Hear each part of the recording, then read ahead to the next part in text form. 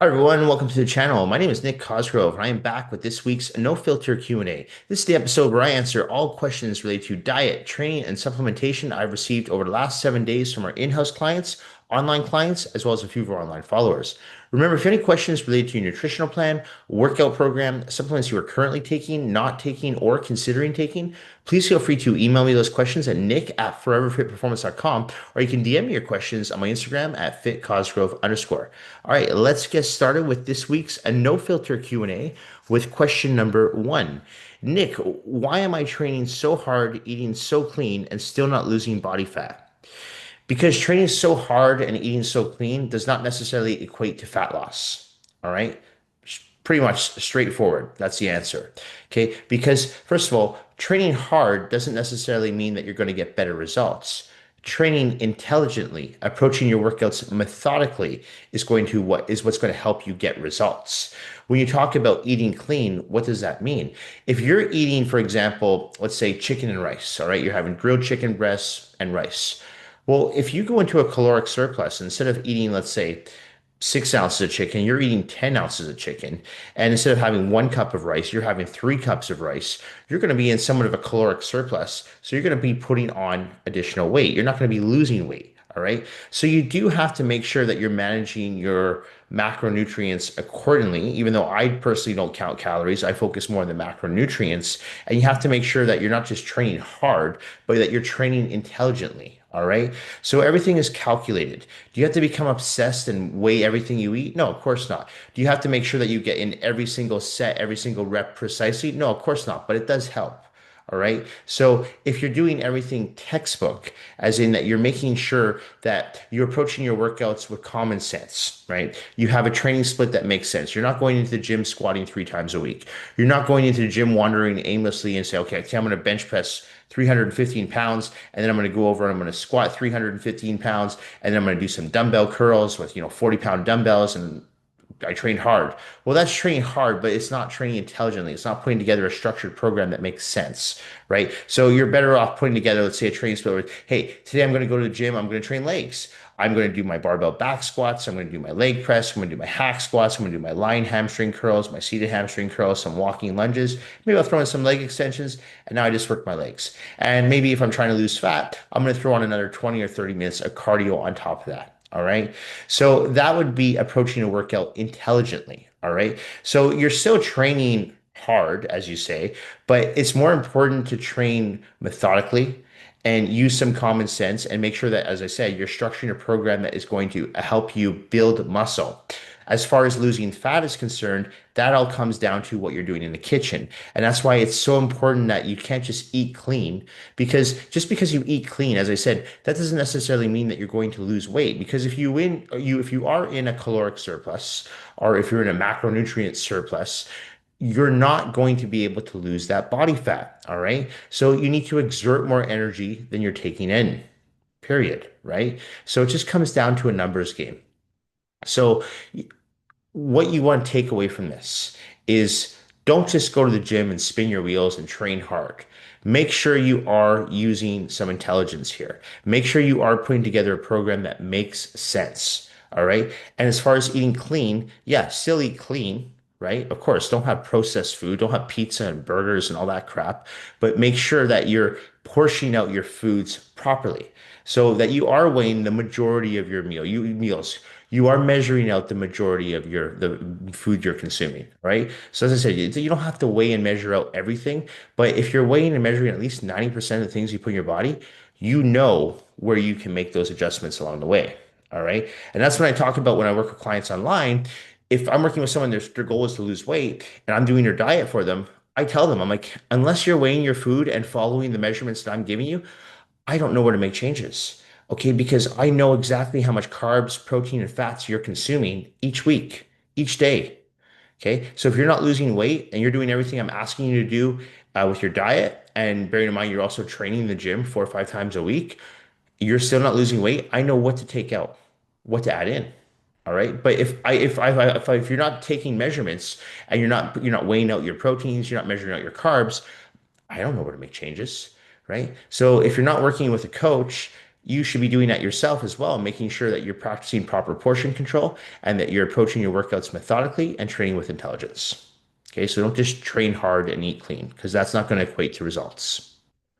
All right. Nick, do I really need to track my calories or can I just eat healthy and get results? So this kind of correlates with the last question. Okay, so again, I don't count calories. I've never counted calories. Calorie counting is for people who just want to lose weight. I don't work with people who want to lose weight. I work with people who want to lose body fat, build muscle, improve their health, their overall physique. They want to have lots of energy. They want to be able to sleep better, recover better, feel better. All right. So I don't work with people who just want to lose weight. All right. Because losing weight is pretty simple to do. It's calories in versus calories out. But when you look at losing fat while building muscle, you need to pay attention to the macronutrients. And more importantly, as I always talk about, the micronutrients, the quality of the foods that you're consuming. All right. And you'll find out very quickly if you're someone who is overly sensitive to carbohydrates, for example. Do you respond better to a very low carb, higher fat diet? Okay. Or are you someone like me who responds to a moderately high fat but higher carb diet? And as I said, for everyone, protein I keep moderately high. All right. Regardless if your goal is to lose weight or build muscle or combination two, I usually keep protein at least 1 gram per pound of body weight, sometimes more. All right. So do you have to count calories? No. Should you be paying attention to your macronutrients? Absolutely. Right. And again, you should be focusing more on the quality of the food that you are consuming. And the reason I say that is because let's take, for example, your pre-workout meal. If you have for a pre-workout meal a bowl of oats, so you have a third of a cup of dry oats, you throw in a stupid protein powder, you take that to the gym, you have it right before you train. Perfect, right? To me, that's a perfect pre-workout meal. You've got nice complex carbohydrates, you got lean proteins. I'm not a huge advocate of adding in fats pre-workout because fats take longer to digest. So I usually backload the fats after the workout. I've talked about that in the past, so I'm not going to go into that right now. But if you are making sure that your pre-workout meal has complex carbohydrates and lean protein sources, it's going to fuel your body better to train. Your performance in the gym is going to be more efficient, right? Whereas if you go to the gym and you have a muffin before you train, right? You have a chocolate chip muffin before you train. Well, you're going to get your carbs from the muffin. There's going to be some fat in there, and I guess there's a little bit of protein, but not much protein. But you're going to have carbs, fat, and protein. But the quality of the macronutrients, also known as the micronutrients, is not going to be the same. Those carbohydrates are not going to be complex. They're going to be simple. Those fats are not going to be healthy. They're most likely going to be trans fats, a little bit of saturated fat as well. And those proteins are not going to be lean protein sources. Okay. They're going to be fatty protein sources. So that would not be a good pre-workout meal. Not to mention the amount of sugar that's in a muffin. Now, your blood sugar levels are going to spike, your insulin levels are going to crash, you're going to feel like shit halfway through your workout. So, you want to make sure that you are eating intelligently. Okay. And again, focusing more on the macronutrients and where you put them throughout your day. So for me, my two highest carb meals are usually my pre-workout meal and my post-workout meal. For the rest of the day, I don't really need carbs. As I get closer to going to bed, I don't really do much carbs. Not because I don't believe in eating carbs at night, but I don't need them. For me, carbohydrates are there to replenish my glycogen storages. So they're to give me more energy so I can train, so I can perform. If I'm going to bed, what do I need to train and perform for, right? I'm going to sleep. So I don't use carbs. I'll usually use fats and proteins. So you want to make sure that you're plugging in your macronutrients at certain parts of the day that work for your lifestyle and your goals and your body type. All right. So that's that question. No, I don't track calories. I've never tracked calories. If someone asks me how many calories they're having on their plan, I say, I couldn't tell you. I said, Google it. I say, copy and paste your diet plan into chat GPT and ask how many calories you're having. I can't be bothered because I could care less. I do not work with people who want to lose weight. Okay. I'm not that coach. I work with people who have a clear, specific goal of either losing body fat, building muscle, a combination of the two, or just want to be overall healthy and fit and feel more energetic throughout the day. All right. And in these cases, that's why I focus more on the macro and micronutrients than the calories. All right. Nick, how much protein do I actually need and can I overdo it? Yeah, so as I mentioned in the last question, typically for most people, what I'll do is I'll take their body weight, okay, their entire body weight. So that's not just their lean body weight, but their entire body weight. So let's say I'm working with someone who's 200 pounds, and I'll usually give them at least 1 gram of protein per pound of body weight. So that person I'm going to give 200 grams of protein to. And it'll be lean protein sources. I do utilize some fatty protein sources, so whether that's from lean ground beef or from salmon, avocado, eggs. So I do use some fatty proteins, but the bulk of the protein that I use for clients is from lean protein sources. So like chicken breasts, whey isolate, egg whites. Okay, so very lean, no carbohydrates, very little to no fats, right, in those protein sources. And I find that works best for most people. Now, if you are working with someone who is, let's say, are you yourself or someone who's in the gym 6 days a week? Let's say you are someone who is lifting fairly heavy, very regular. You're in the gym 45 minutes to an hour. I might recommend a little bit more protein for you. Okay. So then I'll typically go take your body weight, that same 200 and times it by like 1.5. Rarely, if ever, do I take your body weight and times it by two. So that 200-pound person, I don't give them 400 grams of protein. To me, the body doesn't need that much protein. In fact, your body can't even absorb that much protein in a day, okay, based on your body weight. So, what I typically find for most people I work with, I try to keep their protein per meal. If I'm giving someone 6 meals a day, I'll generally keep those protein levels between 30 to 40 grams. All right. Sometimes lower, sometimes higher, depending on the person, depending on how they're responding to the plan, depending on how active they are in the gym. Because, there's a lot of factors to take into consideration when you're putting a nutritional plan together for somebody. It's not just following a copy and paste generic program, because I can tell you right now, what works for one person will not work for the next person. It doesn't. It really doesn't. It might at first, but then as people start to go on the plan further into the diet, further into their training, things start to change. All of a sudden, what was working for one person, it's still working for the other person, but it's not working for that person anymore. So that's where working with a coach can really help, because working with someone who's experienced and knowledgeable when it comes to dietary nutrition can help guide you as to, okay, what do we need to change here? There's times where I actually reduce someone's protein for a week. I'll take that same 200-pound person and I'll bring their protein down sometimes to 100 grams a day. They're not going to lose muscle because I'm going to increase their healthy fats. So they're going to get indirect protein from their healthy fats. But I do that for a reason, because I don't want the body to become overly reliant on one particular macronutrient. All right. So you can't, in my opinion, if you want to just play it safe, I'd recommend taking your body weight, times it by one, and that's how many grams of protein you should have. So as I said, if you're 200 pounds, that's 200 grams of protein. If you're 130 pounds, it's 130 grams of protein. I really don't feel the body needs more than that. Again, unless you are an intermediate trainer, you're in a gym, someone or a bodybuilder, you're someone who's training 5, 6 days a week in the gym, or maybe you're an athlete, you play hockey, basketball, whatever it is, and you're very active. In that case, I would take your weight and times it by 1.5. Okay. But rarely, if ever, do I recommend people take their weight and times it by two or more. Okay. Because I feel like that's just a waste of protein. It's a waste of calories. And it's also, don't forget too, protein can be very harsh on the kidneys. So too much protein is not good for the kidneys. Okay. So you want to make sure that you are, again, goes back to that first question, eating intelligently, just like you're going to train intelligently. Okay. So don't overdo it. The body can't absorb more than 30 to 40 grams of protein in one sitting anyway. So there's no need to do that. Okay. So you don't need to eat big to get big. You eat big, you're going to get big, but you're going to get the wrong type of big. Okay. You're going to get fat big, not muscular big. Okay. Okay. Nick, if I miss workouts during a busy week, am I ruining my progress? Well, you're not helping it. I mean, I'm sure the answer you're looking to hear would be like, oh, no, I understand you're busy. But at the same time, if you have a goal, you have to somehow figure out a way that you can keep your training into your daily routine.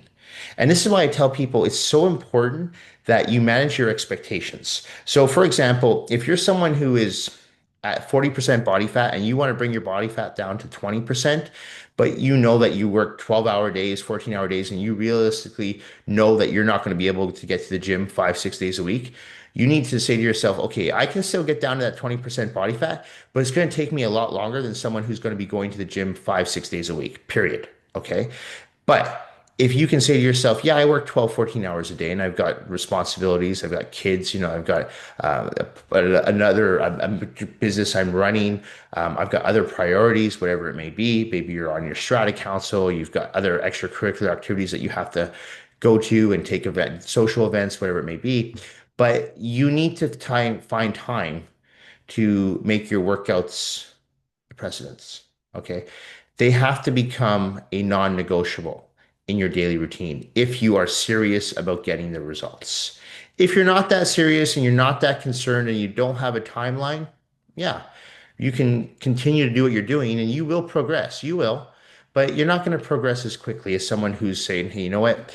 I'm going to find time. I can plug in a workout at 6 a.m. and I'm blocking off that time slot from 6 a.m. to 7 a.m. I'm in the gym with my trainer or I'm in the gym on my own, whatever you may do, and I'm training. Okay. So it's not hard, in my opinion, no matter how busy you are, to find 1 hour in your day to dedicate to the gym. All right.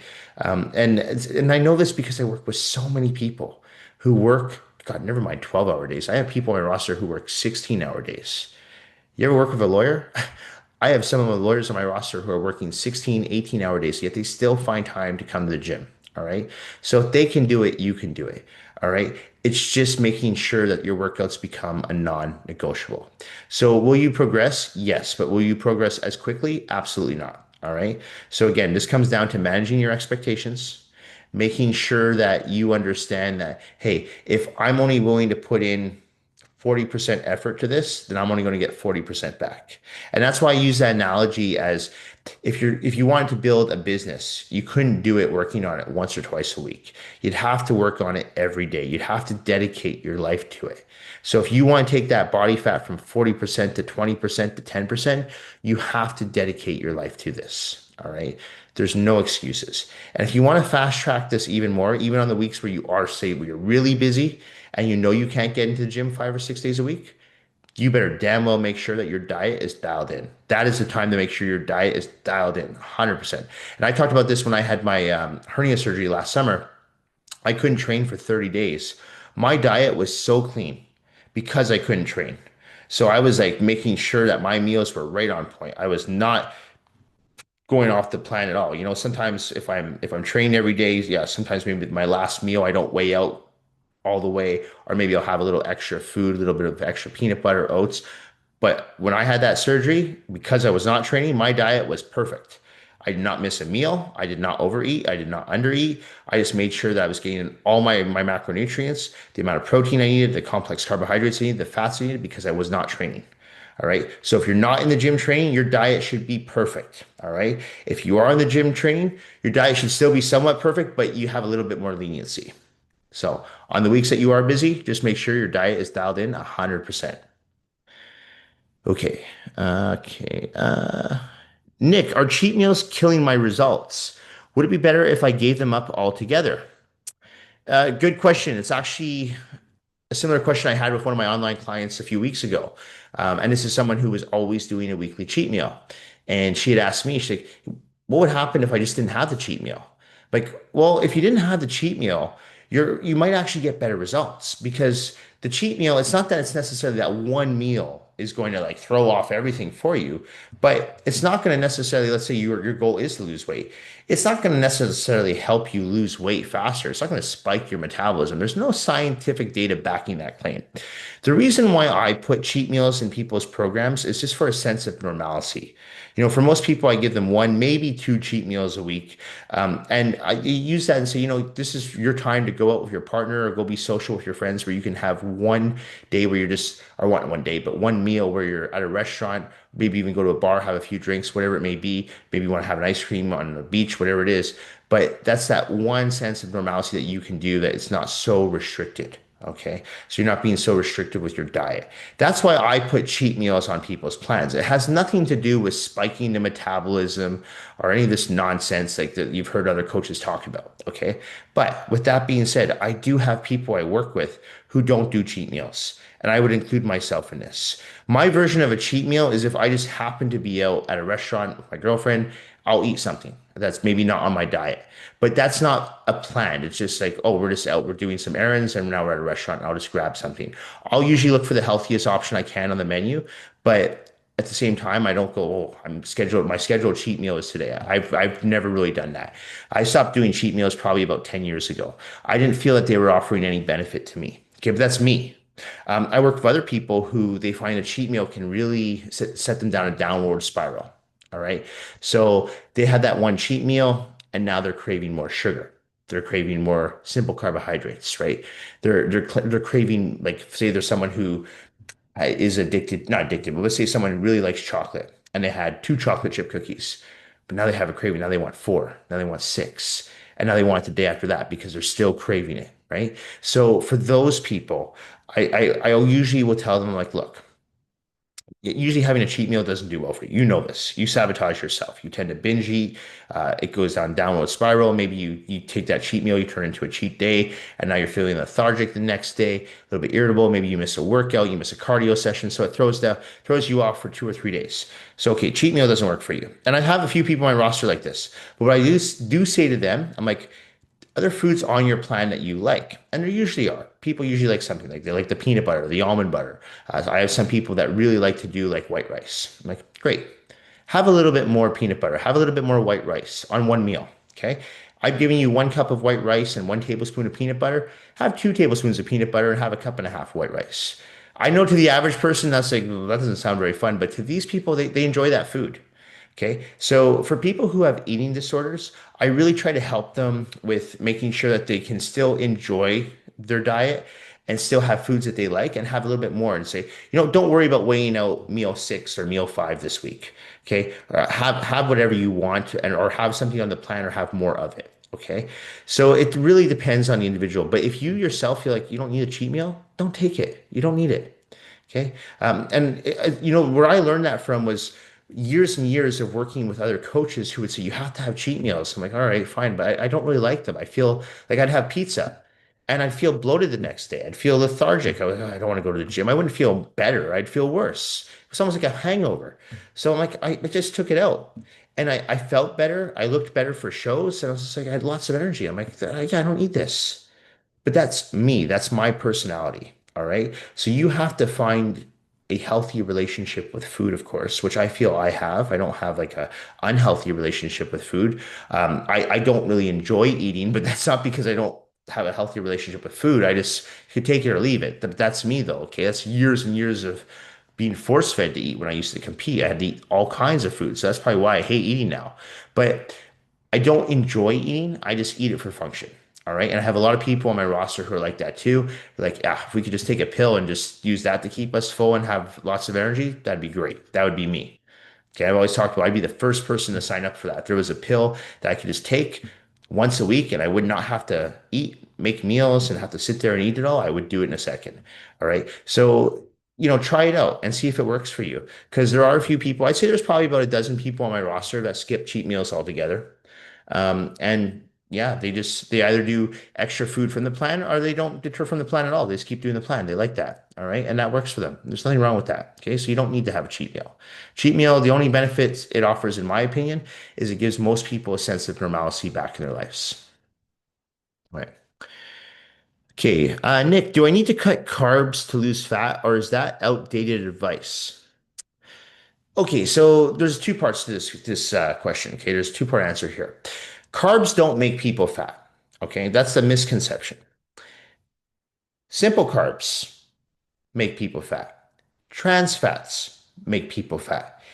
Not portioning your food, overeating makes people fat. Being inactive makes people fat. But it's not carbs. That's the enemy. Let's take those out. No. Okay. What does happen though, for a lot of people who find and they do like say ketosis diet, they feel better, they have more energy, they have less cravings because what happens with carbohydrates, they do spike your insulin levels to a degree. So what a lot of people find is when they have carbs, they tend to overeat. They're hungry more often. However, if you're making sure that you're eating mostly complex carbohydrates such as quinoa, brown rice, white rice, yams, sweet potatoes, oatmeal, cream of rice, that those complex carbohydrates won't spike your insulin levels to the same degree as, let's say, a cookie or a muffin will, right? So you want to make sure that you're having complex carbohydrates with very little sugar, because if you're having simple carbs which have sugar in them, it's going to spike your insulin levels, right? It's going to spike your blood sugar levels. You're going to be craving more food. You're going to eat more food, so you don't want that. All right. But it's not that carbs make people fat. All right. Because I can tell you right now, again, we'll go back to when I competed. The lowest I ever went on my carbs ever for me was 300 grams a day. That was it. And I still got super lean for shows. Again, I have a fast metabolism and I know that, but I've also worked with people who have slower metabolisms and I've never taken carbs out completely. There are times where I'll rotate macronutrients where I bring their carbs down very low for a week, but I'll elevate their fats. So they're not starving. And I'll do that for a week. And then the next week, I'll lower their fats and I'll increase their carbs. Okay. So I'm constantly rotating their macronutrients. All right. And that's how I do my weekly revisions with most of my clients. Some clients I leave the plan as is because if it's working, I'm not going to change it. Right. I'm not going to mess with a formula that's working. Um, but so to answer that question, it's not that it's necessarily the wrong advice because again, if you're having simple carbohydrates or you're having too much carbohydrates, yeah, you are going to get fat. But if you're having majority of, or sorry, if you're consuming the majority of your carbs as complex carbohydrate sources, and you are practicing proper portion control, as I talked about, so instead of having 2 cups of oats, you're having maybe a third of a cup of oats. And instead of having 3 cups of rice, you're having maybe 1 cup of rice. You're not going to get fat. All right. You just have to find the formula that works for your body type and your lifestyle, your genetics. All right. That is so important. And that's again where it comes down to working with an experienced and knowledgeable coach that can help you figure out, hey, are you an endomorph, someone who puts on weight really easily? Are you an ectomorph, someone who has a hard time gaining weight? Are you a mesomorph, someone who puts on muscle really easily? Are you a combination of two of those, right? So it's kind of an interesting way to figure out your body type working with a coach because once that coach finds the formula that works for you, they stick with it until it stops working. All right. So that's what I do with all my clients. I always tell people the first time I'm working with them, I always say, I don't know you. I don't know your body type. You can tell me a little bit about your health history, but until I start working with you and see how your body responds to the first phase one of your nutrition plan, I'm not going to be able to tell you what revisions I'm going to make. So if someone asks me on Tuesday, hey, what changes are we going to make for Friday's check-in? I'll tell them, I don't know. I have no idea. I haven't seen your progress photos yet. I haven't seen your weight yet. I haven't seen your check-in. I don't know how you're feeling. I don't know how you're sleeping. I don't know how you're recovering. So I can't answer that question. I can answer that question on Friday when I see your check-in, and that's when I make my changes. All right. So that's very important too. So it's not just about carbs being the enemy. All right. There's no one single macronutrient that's the enemy. Although I do recommend people limit their simple carbohydrates and their trans fats and even saturated fats to a degree, because even though the body does need some saturated fat, we don't need as much as most people, in my opinion, consume. Okay. So you want to monitor that. And most importantly, the number one thing that you should be paying attention to is your sugar intake. And I always say this to everybody. If you are an active male, no more than 30 grams of sugar per day. If you are an active female, no more than 25 grams of sugar per day. The body doesn't need it. All right. So if there's anything that you could take from this question, what you should be looking at, in my opinion, is the amount of sugar that you're consuming per meal per day. All right. Watch your sugar intake. That is the number one thing that causes weight gain for most people. Okay. Nick, how long should I realistically expect to take? How, sorry, how long should I realistically expect it to take to see visible results with my body? Uh, there's no way I can answer this question. A, I don't work with you. B, I don't know what training program you're following, what nutritional plan you're following. So it's very hard for me to tell you, oh, it's going to take 6 weeks, 8 weeks, 12 weeks, 10 weeks. It's impossible to answer that question. All right. And any coach that says you're going to get results in 30 days, bullshit. Bullshit. I would never tell someone that because again, I don't know what this person's willing to do. I could give them a program and say, hey, I'm giving you a 6 day training split. I'm giving you this nutrition plan to follow for a month. Let's see how your body responds. If you're following everything I'm putting on this program and we're making weekly revisions to this program and you're still doing what I say, you should see some type of results for sure. But I'm not going to guarantee that you're going to see results because A, you might not want to put in all that work. You might say, you know what, I'm only going to work out 3 or 4 days a week. Or you might cheat on your diet 3 or 4 times a week. Okay, so we have to take that into consideration. If you're doing that, those are going to be little hiccups along the way.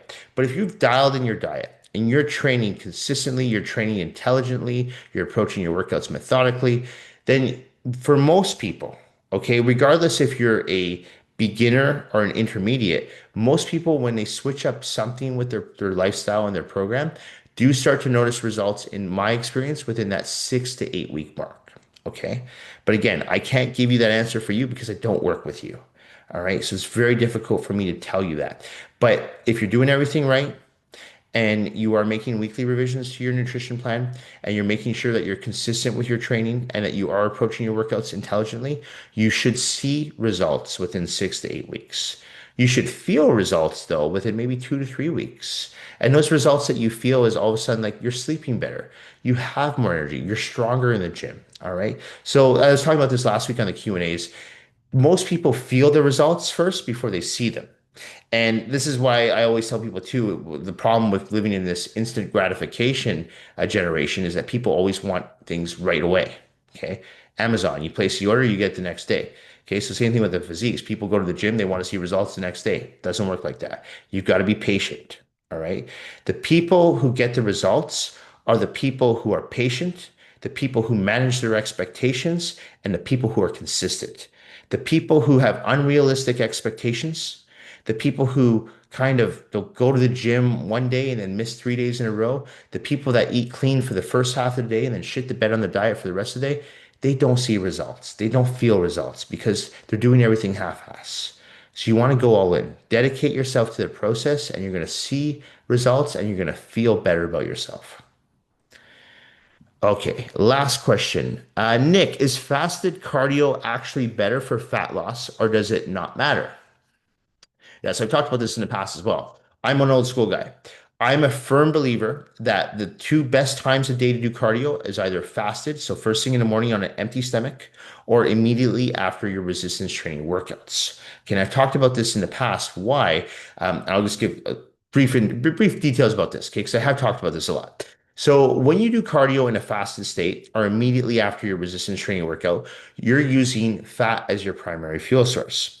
If you do your cardio after you've had a bowl of rice with some chicken, you're using those carbohydrates from the bowl of rice to perform that cardio.